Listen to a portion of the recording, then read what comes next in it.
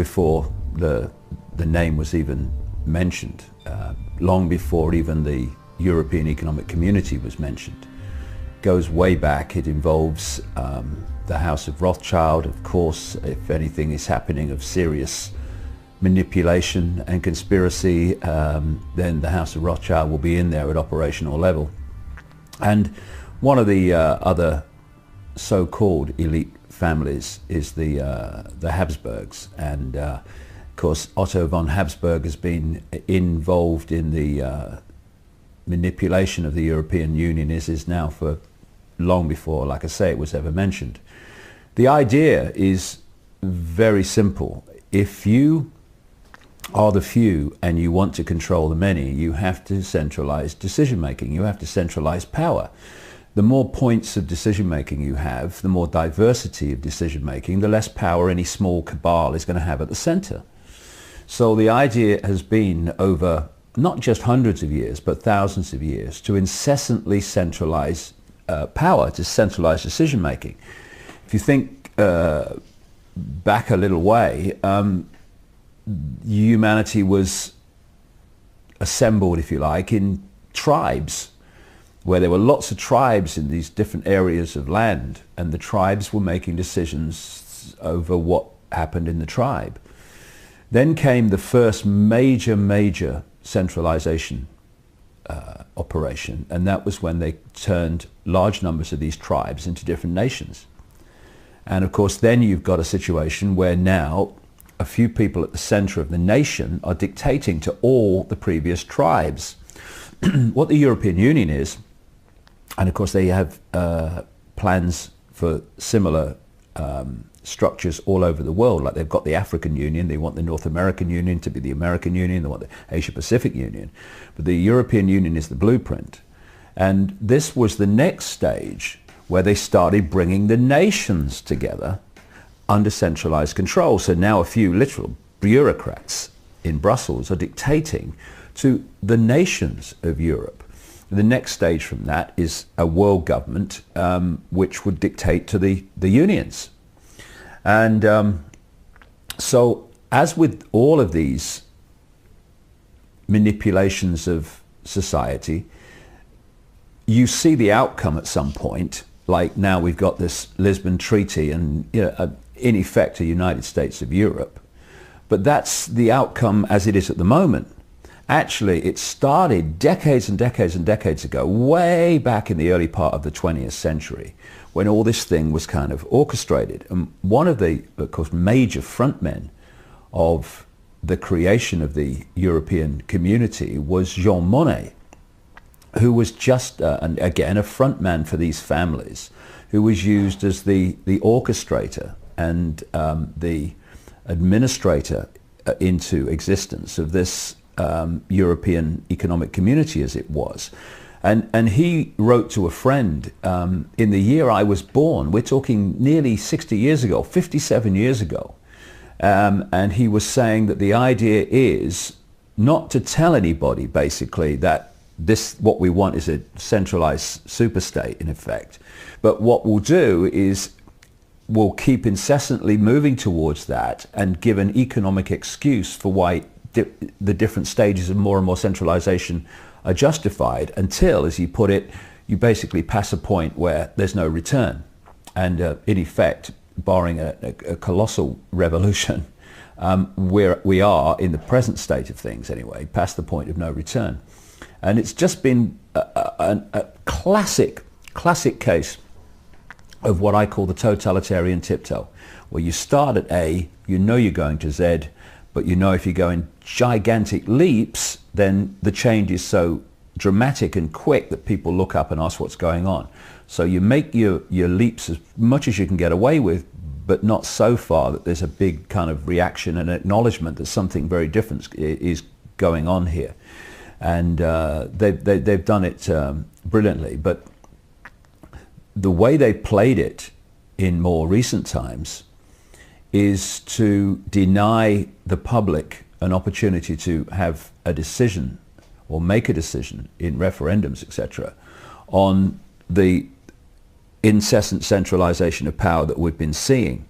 Because more and more people are beginning, in fact, well past beginning, to look at the European Union, the way it's going, and feel great unease about it. We saw this with the no votes for the Constitution in the Netherlands and in France, and that was a big wake-up call to the manipulators, because they realized that if you give people the opportunity to say yes or no to this creation of this United States of Europe, then overwhelmingly you're going to get a no. That is why they simply changed the name of the Constitution to the treaty and kept 98% or something of the Constitution in the treaty. It was an excuse, clearly, blatantly, obviously, not to have a rerun of the French and Dutch referendums, because they knew they would say no again, and not to have to give a referendum in the UK where we would have massively said no, no question.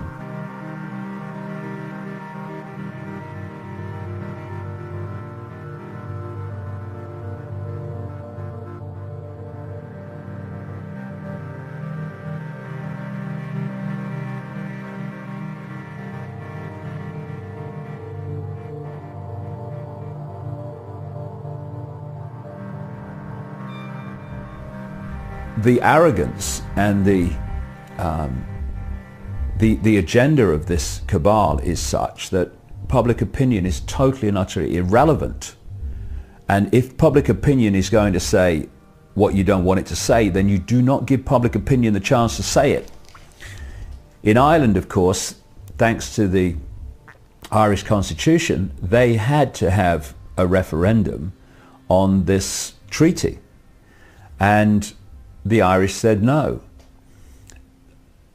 What happens then is we can't call it something else, so we've got to get the Irish to turn over that decision. Now, you see, in a normal course of events, you have a referendum. The referendum decides, and everyone gets on with their lives.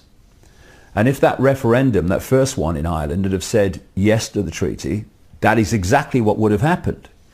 But as I've said many times over the years, if it's the agenda, it doesn't take no for an answer.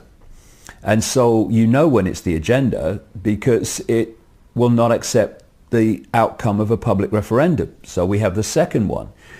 What happens then is they go to town big time on all the areas they need to change to get a different vote. One of the things that happened in Ireland, outrageously, was the people that decide media policy and media balance policy and media bias policy in Ireland decided that in the second referendum, the television stations and the media didn't have to give equal time to the yes or no vote. They just had to give basically equal time to each party. And as only one party, Sinn Féin, was wanting to vote no, of course, the massive yes vote got, Arena rather, got all the coverage. And to be honest, if that vote had not been genuinely no, and some people think it wasn't, then they would have made it so by manipulating the votes anyway and manipulating the count, and because these people will not take no for an answer. So what we now have is a situation, outrageously, where a group of unelected bureaucrats in Brussels, appointed by other bureaucrats, controlled by the elite family network, are now going to decide on the policy and the structure of European society. And for those Irish people who genuinely voted yes to it, and those young people I saw jumping up and down with joy like a goal had been scored in a cup final when the vote came through yes. If you ever watch this, you people that did that, you are going to regret what you did for the rest of your life. Because what's going to happen now, and we're already seeing it, Henrik, is once this power is secured, we've only got the Czech Republic now to go through it, etc. we are going to see the speed of European central control just be unleashed. This European control system, as we speak, is like a series of 100-meter runners at the start of an Olympic 100-meter final. It's like, on your marks, get set, and now they're waiting. And as soon as this control system is through and this treaty is all intact, the gun's going to go off. And in all directions, massive centralization of power, dictatorship from the center is going to happen. We're going to see things like a European database where all the countries pull their database. We're going to see European laws, European law enforcement, etc., etc. And you people in Ireland, good on you who voted no, but you voted yes. Young people, I'm afraid the celebrations are going to be very short. Because you know what the Irish have done, those that voted yes? They've voted to never have the option of voting again. Because what this means is, from now on, with the changes in the structure, we have literally a European government that has almost total power. And when you think that even now, before the treaty comes in, something like 75% of laws in the UK originate in the European Union, well, what's going to happen now? And it's been coming a long time, and some people have seen it, and some people have been watching the soap and the sports. Speaking about law, the law text of the European Union, or the body of the law, acquis communautaire, or whatever, it's a French term, probably butchering that, but anyway, it contains about 80,000 pages of law according to some sources. Then this UK think tank, which is critical of the European Union, called Open Europe, recently did a check on this and claimed that it actually is 170,000 pages long, the body of the law in the European Union. So with that, having said that, the New World Order pretty much is potentially not the crackdown that we first might have thought it was, with tear gas and tasers, batons, rubber bullets, what have you, advanced technology, so-called non-lethal weapons and so forth. Okay, that happens now and again, like in Pittsburgh, but generally it seems like the New World Order is more about rules, regulations, bylaws, do's and don'ts, ink and paper, and in a way in the future panopticon, if you will, even to make a move or to be able to do something, you have to file a motion or turn in a paper or something like that. And that seems to be what is happening right now. We're being entangled in this web of laws pretty much. Maybe you can comment on that. Well, the web of laws is a very good term, because I have an image that an artist friend of mine, Neil Haig, knocked out for me and produced for me, which I use in my talks, which is of a spider's web with the spider entangling human beings in the web. And it's a very good analogy, because what you're looking at is, in all areas of human activity, the do's and don'ts are coming closer and closer, becoming more and more fine detail. And the point is to tangle you to the web like a fly to the web, so you can't move. And of course, ludicrously detailed bureaucracy is part of that. I spoke in Croatia a couple of times in the last couple of years, who are in the process of negotiating entry to the European Union. And I was saying there that it's like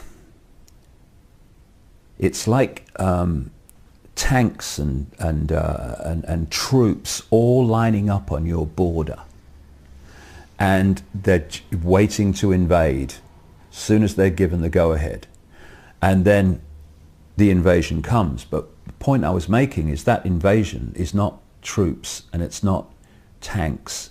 It's bureaucracy. It is laws, rules and regulations dictating the fine detail of your lives. And I was pointing out, you may think, oh yeah, join the European Union, it's ever so good, and everybody else is in it. Look, 1 year after Croatia joined, if that, they'll be going, We didn't agree to this. What's going on? European law, mate. Well, you can't do that. We've never done European law, mate. And this whole thing about legislation and law is very, very important, because what they do is, first of all, meanings of words are different in the way they are used in legislation than they're used in everyday life. Therefore, what appears to say something, if you read it, says something else in legalese. And the other thing is, as you point out from your question, is they explode these words and clauses and subclauses across pages and pages and pages of legislation. And the politicians who vote for it have never read it. We've got a guy in, this is just one example, it's a pathetic example, but it's a very good one, called Kenneth Clarke, who is in the Conservative Party and was in the Conservative government of Margaret Thatcher and others, who actually said openly on BBC Radio, while campaigning for the Maastricht Treaty, which was a big step towards where we are, he openly said on the radio that he'd not read the Maastricht Treaty. And so what happens is, and this is not just in the European Union legislation, it's done in all legislation, that they vote for it, and then something will happen. Oh, I didn't vote for that. Yeah, oh, over here. Get your glasses on. Right. Look down here. Subclause 7, stroke 3. There it is. I voted for, you voted for that. You didn't read it, but you voted for it. And this is one of the key reasons for political parties. It's an important area, this is. If we voted for people on the basis of their character, then there is no unifying force once they get to Parliament to get them to vote in blocks. So we don't want, in terms of this cabal, they don't want independent politicians. They had to find a way, they've long done it of course, of herding them together where they could be centrally controlled. So they introduced this whole idea of parties, a political version of the European Union. I guess if you look at its structure, you've now got a group of people who are answerable to a leader. And the leader then, and the leadership, and those in the shadows behind the leadership, dictate how all the people in that party, in a so-called democratic free country, are going to vote in relation to some legislation or other. And then there's the carrot and the stick, that if there's rebels who will not vote as the leadership says, then they know that their political careers in terms of rising up the ranks is going to be severely curtailed. Because they know that, the politicians in the party who are there for power, there for prestige, they're not there through values, they will toe the party line and vote for legislation they've not read, and even if they did, they didn't agree with, but they'll vote for it anyway. And so we have this system in Britain, the whip system, they have it in most other countries too, of course, where these guys from the parties go round and threaten people in their own party if they don't vote with the party line. So what this means is that we have this ludicrous idea that we live in a free country because of a democracy, as if freedom and democracy is the same thing, when actually the whole thing is stitched up so that people vote in the desired manner. And we need a totally different look and perception of how humans organize themselves, because at the moment they don't organize themselves. They're being organized from the center in an increasingly fierce and dictatorial way. You touched a little bit on the Lisbon Treaty, obviously. The Irish voted yes. Either they were scared into submission because of the economic situation, which is happening right now, or maybe the 2.4 billion pro-European propaganda euros, tax funded by the way, Maybe those worked its charm on the Irish people as well. And there's a number of things now that are going to be implemented under the Lisbon Treaty. And there's two things, maybe if you can comment on this. One of them is the death penalty in the EU in the case of war, riots, and upheaval, whatever that actually means, upheaval. And also the potential upcoming future president, unelected president of the European Union. Some say Tony Blair, recently converted to Catholicism and all that, the whole background story on that guy, war criminal, liar. If Tony Blair converted to humanity, it would be a start. He's not managed it yet. What's your take on the implementation of the Lisbon Treaty and these things? Mentioned death penalty and Tony Blair. Do you think that they will be implemented and enforced? Do you think Tony will get in as well? Well, I think that's the way it seems to be going. And different people like Sarkozy, who I wouldn't trust to tell me the time in a room full of clocks, and Berlusconi, both of which are close associates of Tony Blair because they're all in the cabal. They're pushing him, and Tony Blair is the classic frontman for this whole conspiracy because he has no values, he has no sense of decency, he has no empathy with the consequences for others of his actions. And wherever he has been in power, war has followed. The 10 years that he was in power as Prime Minister of Britain, he took the country into war after war in league with the United States. Both countries controlled by the House of Rothschild. That's why they move as one unit. And it's why Israel and Mossad move as one unit with America and Britain, because that's one of the great fiefdoms of the House of Rothschild. It's all comes back to them at operational level in the end. And so Tony Blair will implement anything that he's told to implement. He's the ultimate yes sir, no sir, anything you say sir. And of course, at the moment, after his time as Prime Minister and before he probably becomes the President of Europe, he's had payback. He has been given enormous amounts of money for doing nothing in terms of advising JP Morgan Chase, phenomenal amounts of money for sycophantic, bland, say-nothing speeches.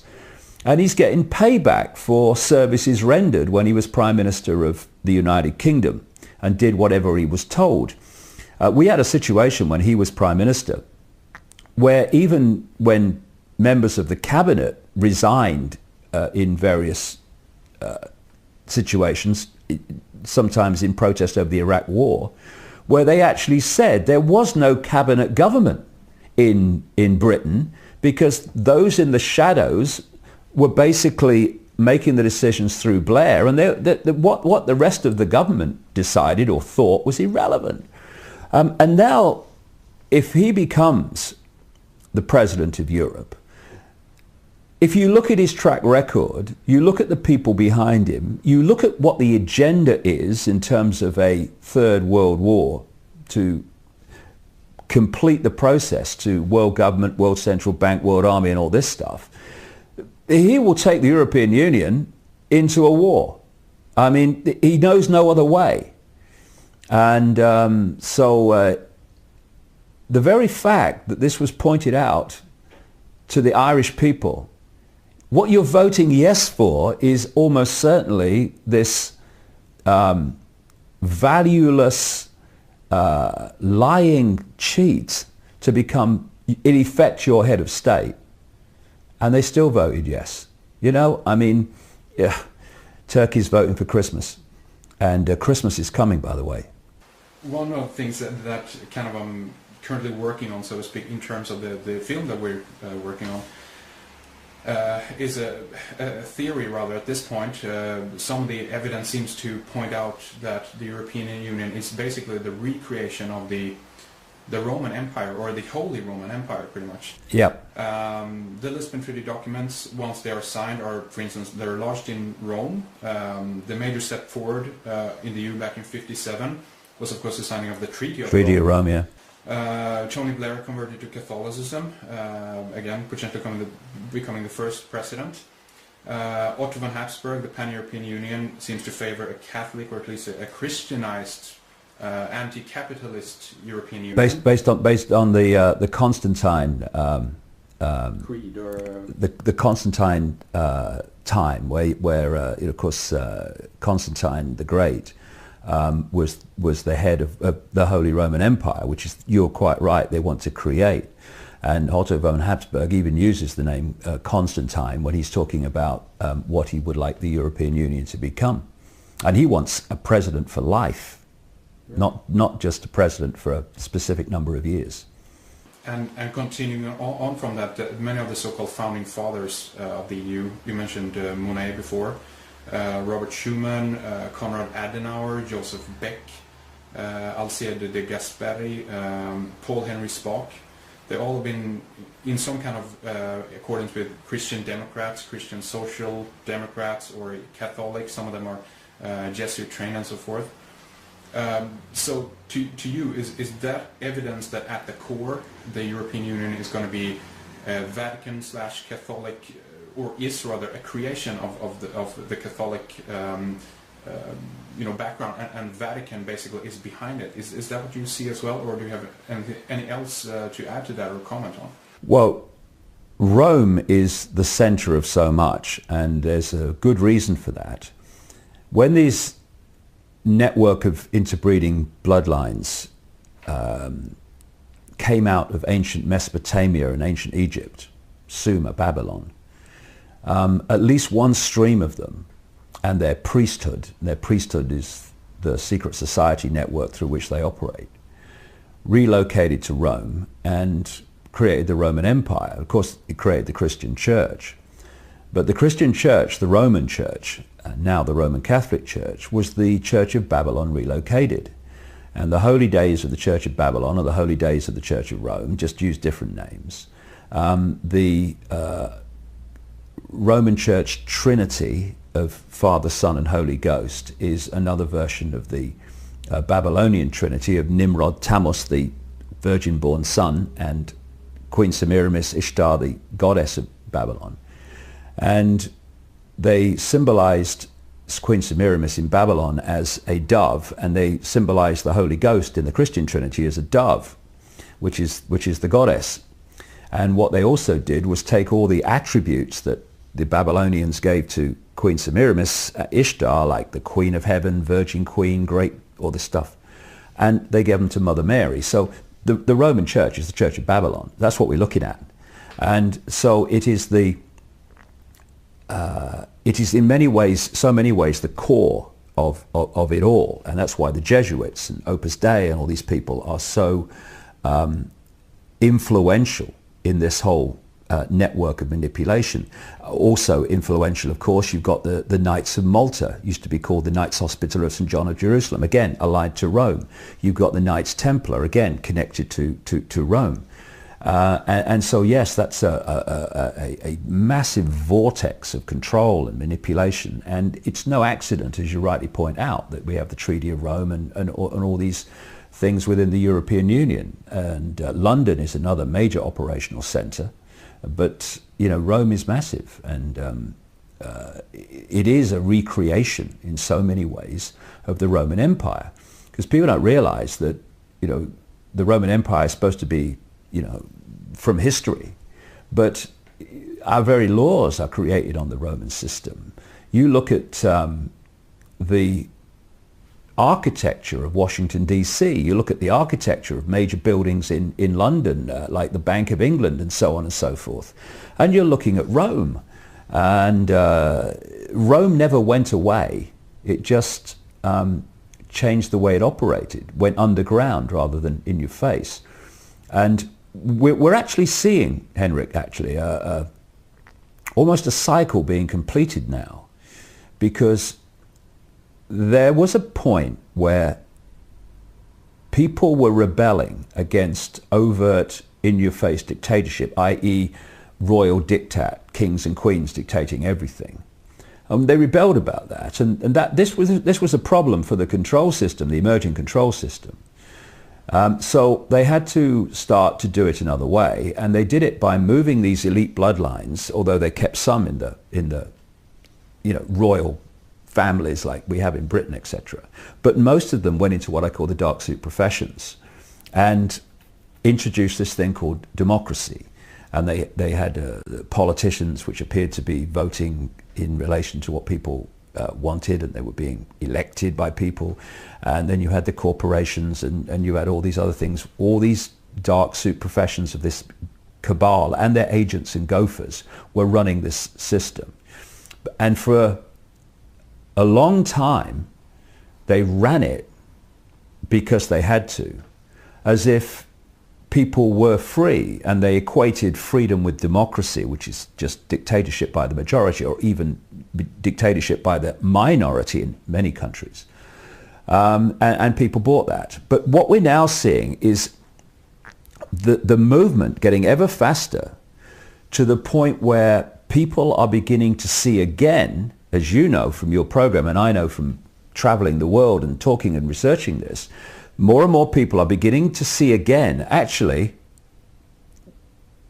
we're being controlled. It's almost like it's a return to, we're not having kings and queens dictating to us just because of their bloodline. And now people are starting to realize, hold on a second, in a different form, that's happening.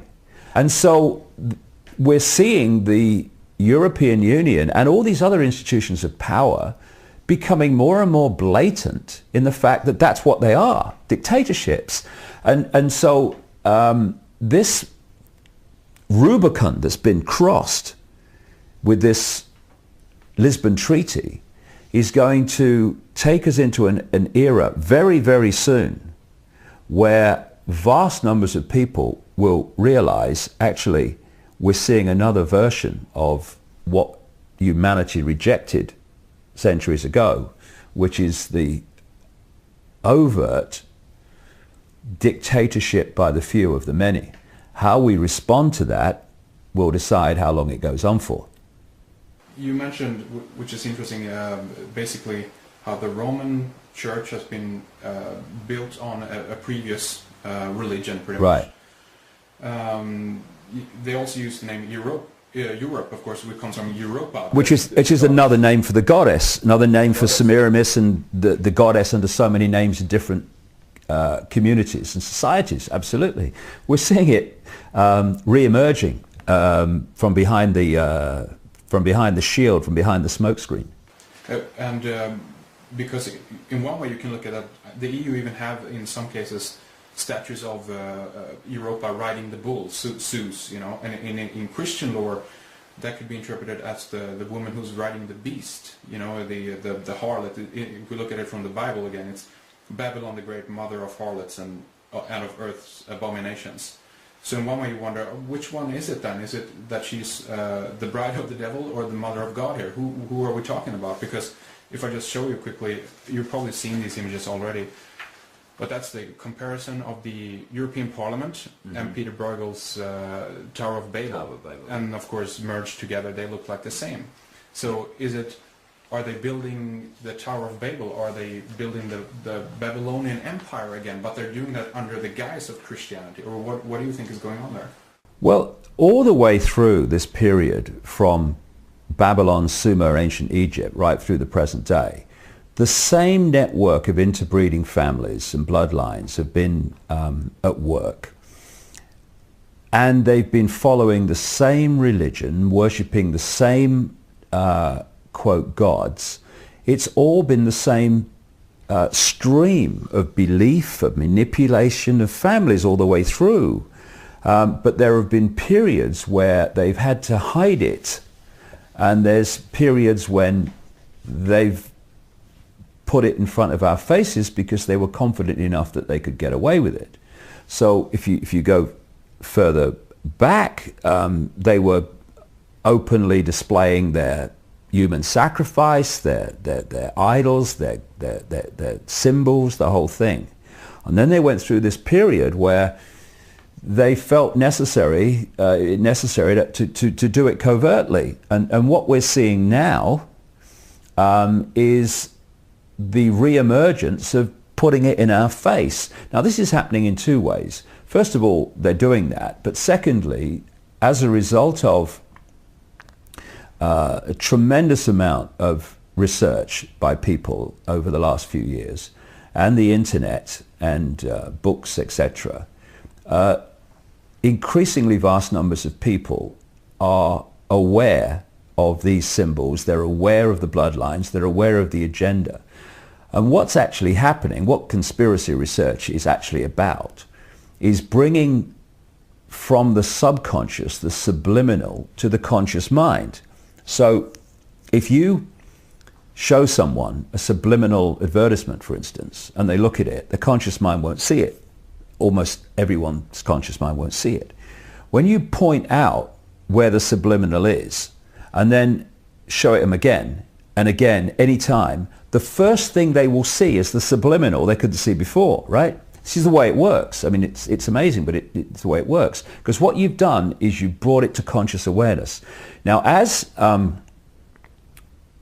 researchers, etc., have brought these things to public attention, they are bringing them out of the subconscious, out of the subliminal. And so people are seeing these things like they wouldn't have seen them before. So to an extent, they're putting it more and more in our face. But allied with that, people are seeing it more and more. Because a lot of things that were there before, like the Statue of Liberty, which is a classic representation of the goddess of Babylon in the way that she was portrayed, holding the torch, the lighted torch, which was the symbol of Nimrod, the Babylonian father god. And actually, she's actually standing in New York Harbor on a depiction of the sun. So it's all kind of sun-moon symbolism, which is basically the religions of these people, because that's another story. The sun-moon is covertly hiding the real meaning for those symbols. But so people are seeing it more, and will go on doing so, because these families are seeking to impose a global Roman Empire and a global Babylonian Empire, if you like, and therefore the symbols that they will use will be the symbols they've always used, and that's where it's becoming more blatant to people as they become more aware of what's going on. If we look at some of the more obvious symbolism of the European Union, if we look at the flag then, for instance, again, we have the 12 stars in the flag. Do you think that that's an astrological / zodiacal reference? Is it a Catholic reference with the Mother Mary and her 12 stars around her head? Or if we take it further, do you think could it be like the 12 lost tribes of Israel? Is it a Zionist reference here as well? What do you think? Well, people use symbols for different reasons, and they can have different meanings for the same symbol. But what is blatantly clear is that the 12 stars in a circle are an ancient symbol of the goddess. So, in the book of Revelation, which you can read in the Bible, you've got the 12 stars around the goddess figure, and the story that's told, cover story, is that there was a gentleman who was involved well before the European Union and the European community became established, who was involved in the background early administration of the whole process of introducing it, who was walking along and looked up, and he saw a statue of Mother Mary, and he looked up and he saw the stars around her head, and it was a clear blue sky, and he looked up and he saw the stars and the clear blue sky and said, that must be the symbol of the European Union. And he went along and he said it to his associates, and they said, that's a good idea. And we're asked to believe that. It's a blatant symbol of at least on one level, the goddess figure. And, the symbolism you've mentioned of the goddess Europa riding the bull. Well, the bull is the god figure. It's the Nimrod figure. And you've got commemorative coins being minted by the European Union over the years, and it was one in 2005 to 2006, something like that, which has Europa riding the bull. I mean, ancient esoteric occult ritual symbols are all over the place, because these families are that are behind the European Union were behind the Babylonian Empire, the Roman Empire. It's a continuation. It's not something new. It just changes the mask on its face as it moves through history. Also, you mentioned Rothschild as being behind the creation of the European Union as well. And actually, yesterday I found an interesting thing regarding Rothschild that said this. In 1954, Baron Robert Rothschild was appointed chef de cabinet of Paul Henry Spaak at the Belgian Foreign Ministry. For the next 2 years, he worked together with Spaak and, maybe butchering his name here, Jean-Charles Snoy et de Oppers, or something like that, on the Treaty of Rome. Before the final signing of the treaty in 1957, shortly before the treaty was signed, Rothschild standing beside Spaak, gazing over the Forum Romanum in Rome, when Spaak said, "I think that we have re-established the Roman Empire without a single shot being fired." Anything you want to comment in regards to that? Exactly what they've done. Like I say, they want a global Roman Empire. The Rothschilds are fundamental to this. They are a family that were once called the Bowers, who were a notorious, if you say, black magic, occult, secret society type family who changed their name to Rothschild, Red Shield. And from that time, they grasped control of the now global economic system. They control all global finance virtually that has any effect on people's lives anyway. And they operate as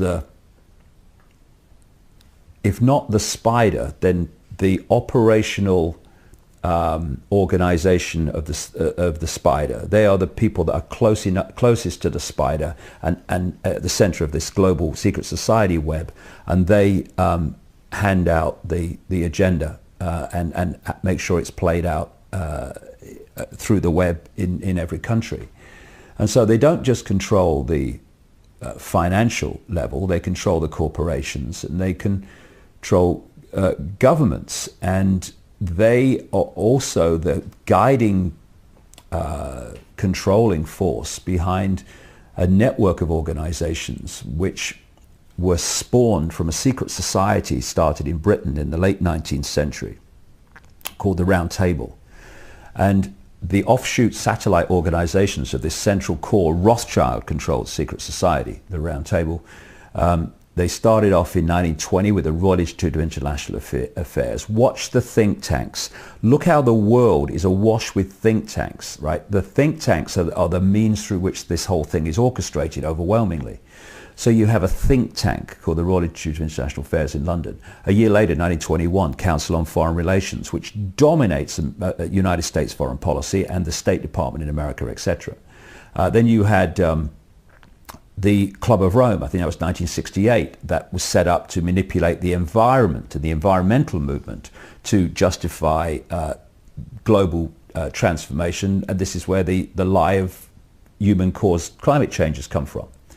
1954, you had the Bilderberg Group, and then in 1973, you had the Trilateral Commission, which was co-created by David Rockefeller, and the Rockefellers are a subordinate bloodline within the network to the Rothschilds. They represent the Rothschilds in America, the wider world too, but especially America. And the other co-creator of the Trilateral Commission was Zbigniew Brzezinski, President Jimmy Carter's national security advisor, who is one of the prime mentors of Barack Obama, who was just another, mask on the same face that as Bush was. And the Bilderberg Group is very, very important in the creation and the centralization of power within the European Union. For people who are new to these organizations, what they are is coordinating networks to coordinate a common policy, a common view among different countries, different people in banks, people in government, people in NATO, people in intelligence agencies. It's to create a coordination of view and of policy. And the Bilderberg Group has been one of the prime manipulators of the policy of the of centralization of power in Europe. It's been from 1954, one of its prime motives has been to create the European Union as we now have. And it's very obvious and blatant that what we're seeing now was planned from the start. You know, we have a situation where Russian dissidents who've come out of the old Soviet Union are describing the European Union quite rightly as a mirror in structure of the Soviet Union with the Politburo, etc.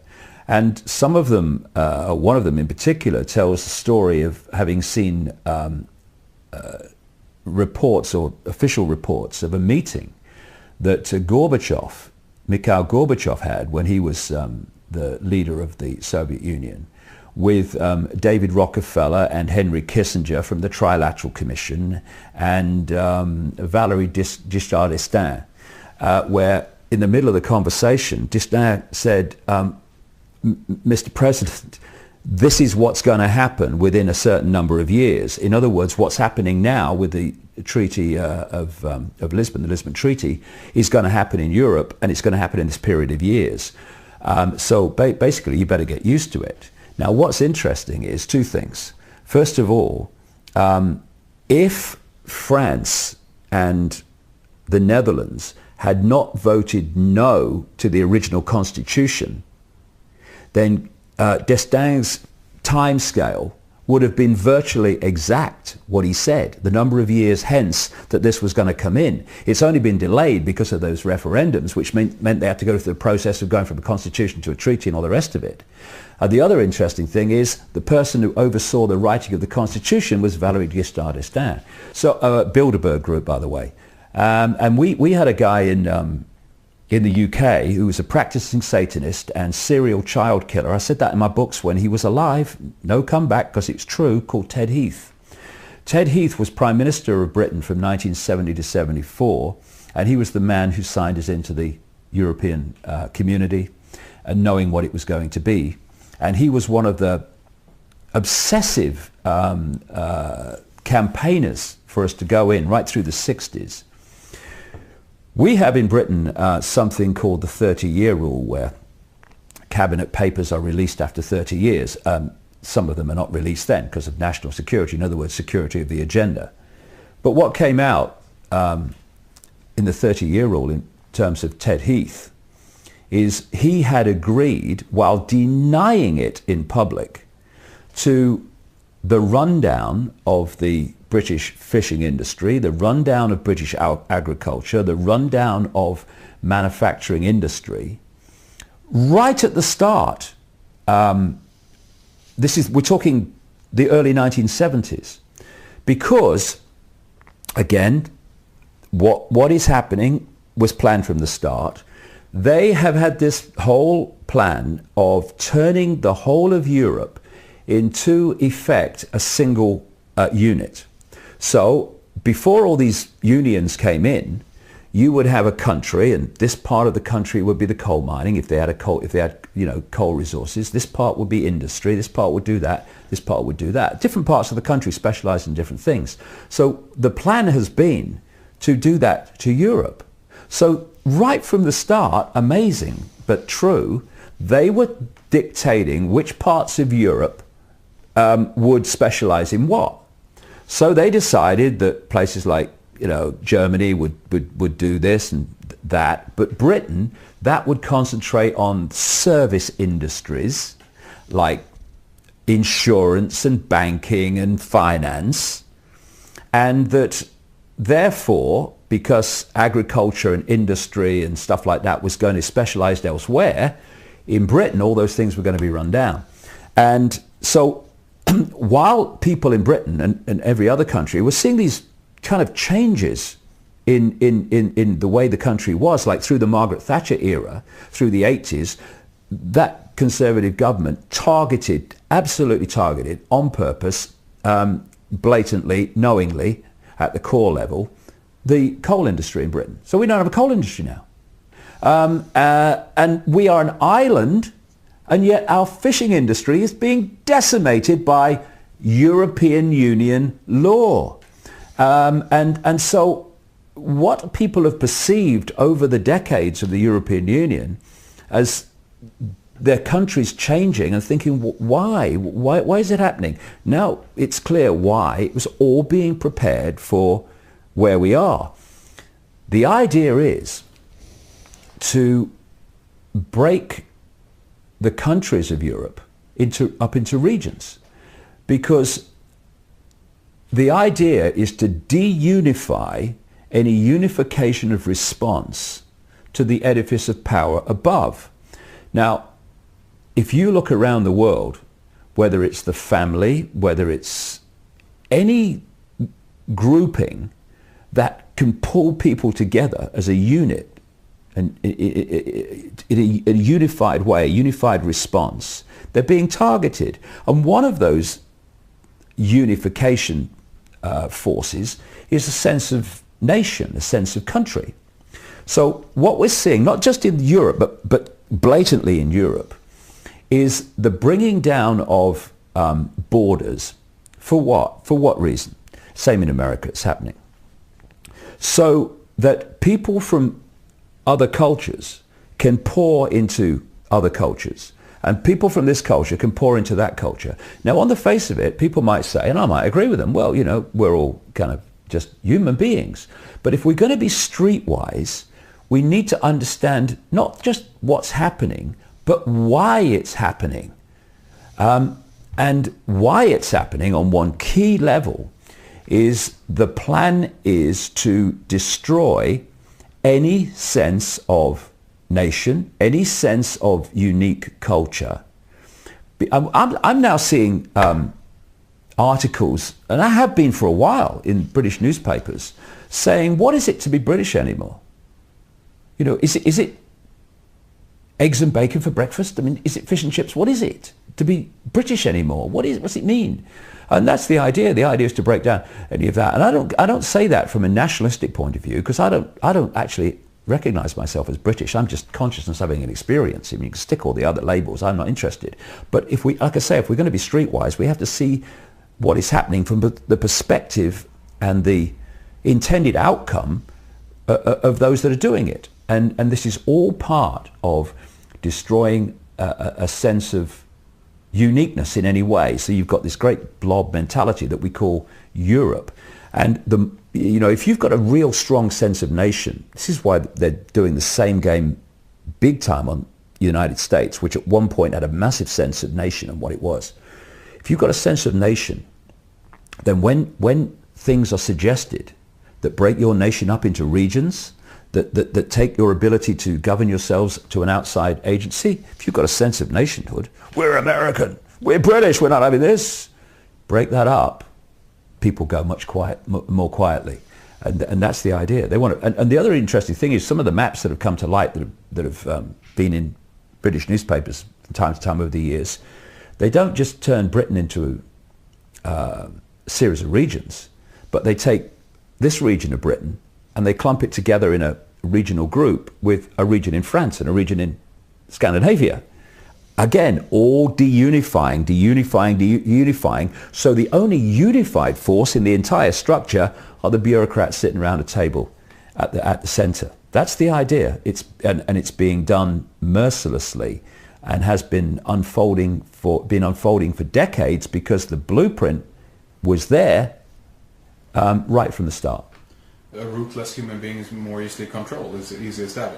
Although everyone might not identify, as you say, with their nation or with their culture even, that is at least one fundamental point in many people's lives, and when they take that away, then it's much easier to control that human being, obviously. Exactly, that's the idea.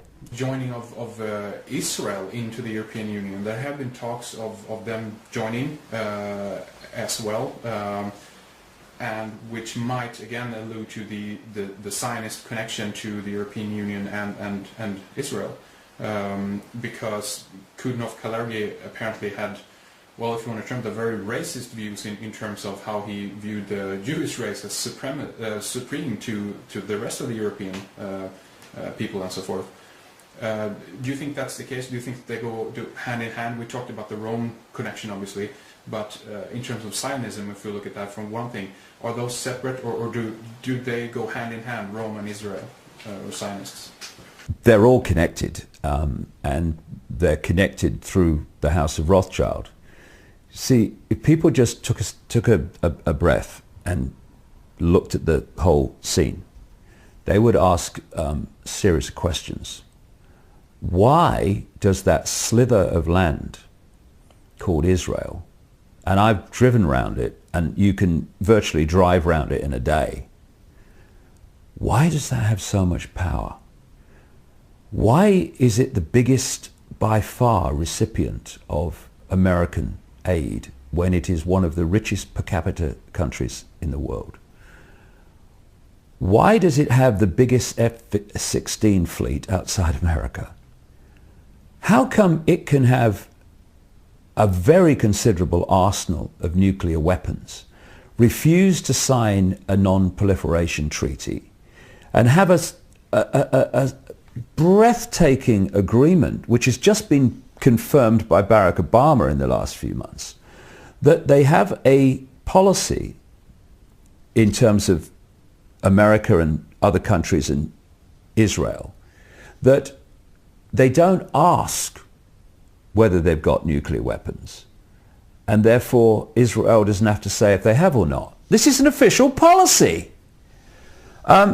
Why, when they pepper bomb the most crowded piece of land in the world and instigate slaughter on a shocking scale, does the international community, apart from one or two people, say nothing? Simple. The House of Rothschild controls Israel. It created Israel. And more than that, it created a political philosophy. Note, a political philosophy called Zionism.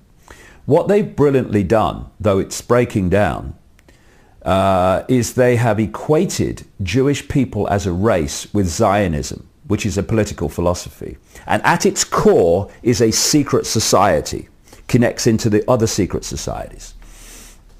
And so if you challenge Zionism and its horrors and its impositions and its hypocrisy and its slaughter, you are equated with being prejudiced against Jewish people. What they don't tell you is significant numbers of Jewish people actually are appalled by Zionism and actually openly protest against it. And there's some fantastic young people in Israel that refuse to serve in the military and end up in jail because of it. And, you know, they are incredible people to have that sense of value. The questions that I've just posed can be answered very, very easily. The House of Rothschild control American politics. They control the neocons that control Bush. They control what I call the democons that control Obama. And in the White House, as I speak, we have the White House Chief of Staff, Rahm Emanuel, who is the puppeteer, immediate puppeteer of Obama, and his father actually served in an Israeli Zionist terror group called Irgun, which, with others, bombed Israel into existence and forced 750 to 800,000 Palestinians to leave their homeland after 1948. The reason, therefore, that Israel is the biggest recipient of American aid and military support is because this hand called the House of Rothschild takes the money from the United States and hands it to this hand called Israel of the House of Rothschild and says thank you very much. The reason that there's no questioning of Israeli nuclear capability, that they get away literally with mass murder time and time again, is because the House of Rothschild also controls the countries of the European Union and controls the European Union. I mean, Tony Blair is a yes sir, no sir, 3 bags full sir, how high would you like me to jump sir, frontman for the House of Rothschild. So who do they put in after he left the British government as negotiator of peace in Israel? Tony Bloody Blair. What shall I say, Mr. Rothschild? Thank you very much. Thank you. Thank you. Thank you. And that's it. So when you've got the same force controlling all these different agencies, then of course they're going to be coordinated. That's why Israel gets away with what it gets away with. And if people think that's anti-Semitic, well, actually anti-Semitic means anti-Arab, by the way, then they'll have to take it and shove it somewhere where the sun don't shine. Because I ain't shutting up about this, because it's fundamental to understanding the world and to understanding the European Union and world events.